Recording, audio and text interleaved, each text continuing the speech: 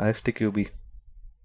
ISTQB stands for International Software Testing Qualification Board and is an organization consisting of software testing professionals from each of the countries who are member of the ISTQB.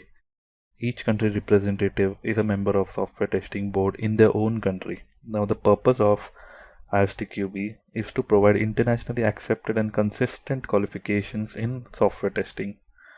ISTQB sets the syllabus and gives the guideline to each of the member country to implement the qualification in their own country, and each country can have their own certification and they can hold their own exams which you can apply through your company, through your organization which you're working in, or you can independently apply through external sources. ISTQB qualification, why is it important? The national boards associated with ISTQB give special approval to organizations that meet the requirements for the quality of training and are allowed to give an invigilator or proctor from an authorized national board or exam administration body to give the exam as part of the accredited course. The exam is also available independently on national boards. Now, why is it important for testers to give this certification? The objective of the qualification will be covered. Now, the importance in the sense recognition for testing as an essential and professional software engineering specialization. It enables professionally qualified testers to be recognized by employers, customers, and peers. And it also strengthens your resume, thereby raising the profile of testers. It promotes consistent and good testing practices within all software engineering disciplines. So for reasons of opportunity, communication, sharing of knowledge and resources internationally, ISTQB certification is important career path of software software tester to be precise. Now to give an overview of what we are going to cover, we'll be having 7 chapters.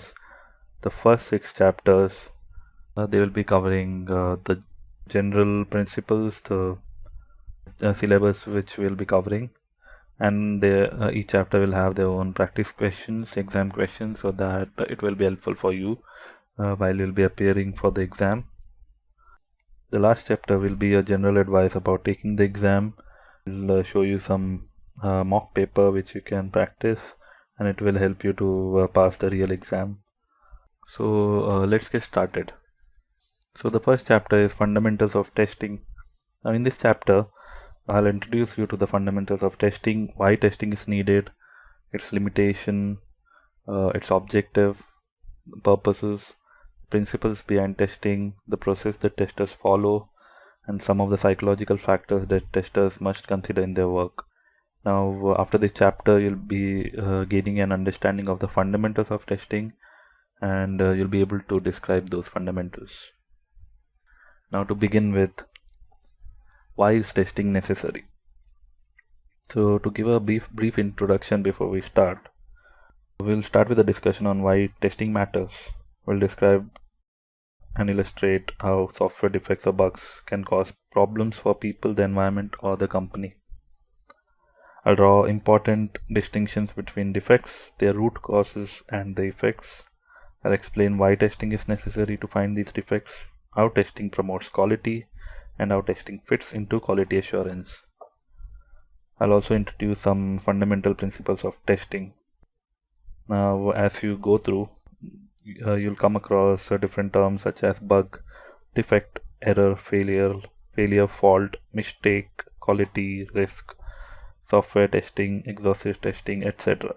So these terms are important in with respect to certification. So I'll be explaining each and every term as and when we come across it. Now you'll have a question in mind: what is testing? So for a moment, let's adopt a simple everyday life usage. When we are testing something, we are checking whether it is okay. We'll need to refine that when we define software testing. Let's start by considering why testing is needed. Testing is necessary because we all make mistakes. Now, some of those mistakes are unimportant, but some of them are expensive or dangerous.